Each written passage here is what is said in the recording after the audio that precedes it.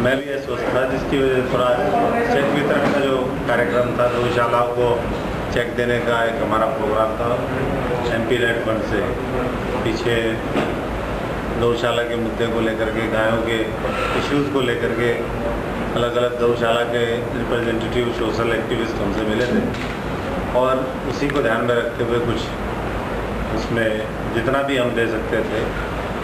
एक सिंबॉलिक भी कह सकते हैं, कुछ लोगों के लिए वो बहुत इम्पोर्टेंट भी हो सकता है, कुछ के लिए बहुत नॉमिनल भी हो सकता है। लेकिन क्योंकि कॉन्स्टिट्यूंसी बहुत बड़ी है और अगर गौशालाओं की बात करें तो पूरे हरियाणा में सबसे ज़्यादा गौशाला वो है सिरसा संसदीय क्षेत्र में। तो जो साथी उस समय आए थे, जो गौशाला के रिप्रेजेंटेटिव्स, हमने एक मीटिंग बुलाई थी करीबन 6-7 महीने पहले, जिसमें करीबन 60-70 गौशाला के रिप्रेजेंटेटिव्स हमारे पास आए थे और जितने भी आए थे हमने सबको उनको प्रॉमिस किया था कि हम आपको इसमें एक नॉमिनल जो राशि है वो आपको प्रोवाइड करवाएंगे, चाहे वो शेल्टर के लिए हो, चाहे वो फोडर के लिए हो, या पानी या दूसरी जो सुविधाएं हैं गौशालाओं में। तो ये एक मुख्य उद्देश्य है आज का। इसके अलावा और कोई भी बात है तो वो मैं समझता हूँ कि आप पूछ सकते हैं। जहाँ गाय का कुछ समाधान हुआ है, बुल्स की संख्या सड़कों पर काफ़ी है, उसके लिए भी कुछ प्रयास हो? उसके लिए भी बात हुई है। मेरे को कल कुछ लोग रिप्रेजेंटेटिव्स फतेहाबाद में मिले थे, तो उन्होंने बोला कि हम इस तरह की जो स्टे कैटल है उनके लिए काम करना चाहते हैं। और यहाँ भी बात आई तो मैं समझता हूँ कि आज जब हम चर्चा करेंगे, ठीक है, गौशाला गौओं के लिए है, लेकिन जो दूसरे और पशु हैं जो रास्ते पे या सड़क पे होते हैं, जिनकी वजह से दुर्घटनाएं भी होती हैं, तो मैं समझता हूँ कि उनके बारे में भी चर्चा करेंगे कि इन लोगों का किस तरीके से इस जो ये बुराई कह लीजिए या एक दिक्कत कह लीजिए, इसको दूर करने में क्या इनका रोल हो सकता है। तो मैं समझता हूँ कि जब हम बैठेंगे तो उस बात के बारे में भी चर्चा करेंगे। ये क्षेत्र उसमें नंबर 1 था। जो 2 रेलवे लाइनें, महत्वपूर्ण रेलवे लाइनों की चर्चा करें, एक तो हिसार से लेकर के अग्रवा, फतेहाबाद और सिरसा के लिए एक रेलवे लाइन प्रपोज की गई और मैं समझता हूँ कि उसके ऊपर जल्दी सर्वे और जो भी सरकारी रिपोर्ट या काम होना है वो उस पर शुरू होगा। दूसरी रेलवे लाइन थी टोहाना, फतेहाबाद, सिरसा, अबोहर। तो मैं समझता हूँ कि महत्वपूर्ण अगर लिंकेज हो जाता है तो यहाँ की इकोनॉमी भी, यहाँ की एग्रीकल्चर से लेकर के हर क्षेत्र में एम्प्लॉयमेंट जनरेशन, सारी चीज़ों को इससे गति मिलेगी। साथ साथ 3 कॉलेज UGC की तरफ से सैंक्शन हुए हैं मेरे बनने के बाद, जो हमने उसके लिए प्रयास भी किया। पूरे संसदीय क्षेत्र में 3 कॉलेज, एक फतेहाबाद के लिए है, एक सिरसा के लिए है और एक जींद के लिए। एलनाबाद वो तो अलग से हुआ है, वो तो मुख्यमंत्री जी की घोषणा थी। इसके अलावा ये 3 कॉलेज हैं, लेकिन उसमें एक जो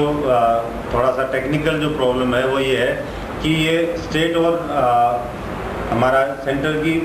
शेयरिंग बेसिस पे था फंडिंग का, जिसमें 30% तो UGC और सेंट्रल गवर्नमेंट को देना था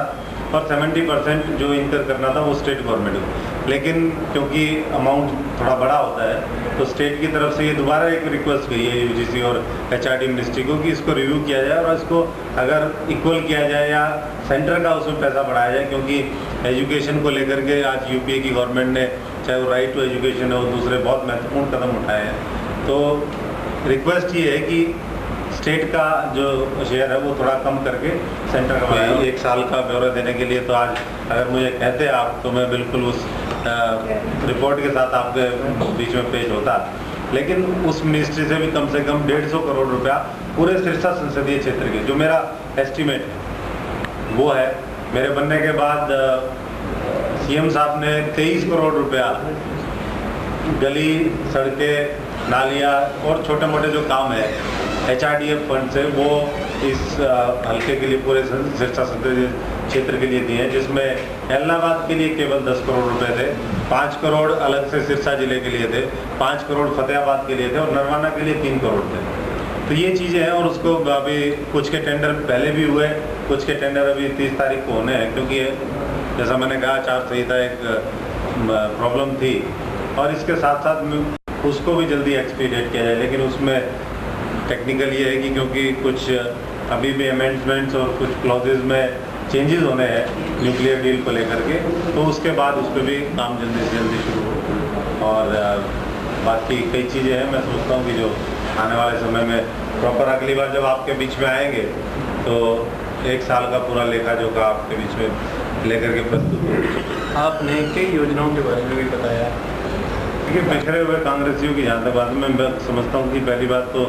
बिखराव नहीं है, ठीक है, थोड़े बहुत कोई डिफरेंसेस हो सकते हैं और वो कहीं ना कहीं थोड़े बहुत दिखे भी, उसमें एक्सेप्ट करने में कोई बुराई भी नहीं है। लेकिन सबका प्रयास रहा, एक बार जब चुनाव में उतर गए सभी साथी जो भी चुनाव लड़े,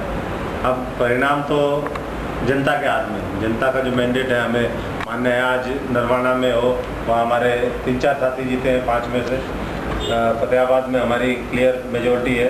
इसी तरीके से ठीक है, सिरसा में थोड़ा हमें सेटबैक लगा है, लेकिन साथ साथ हम इस बात के प्रति दोबारा तैयार हैं कि हमें और मेहनत करनी है, जनता के बीच में जाना है और आने वाले दिनों में मैं समझता हूँ कि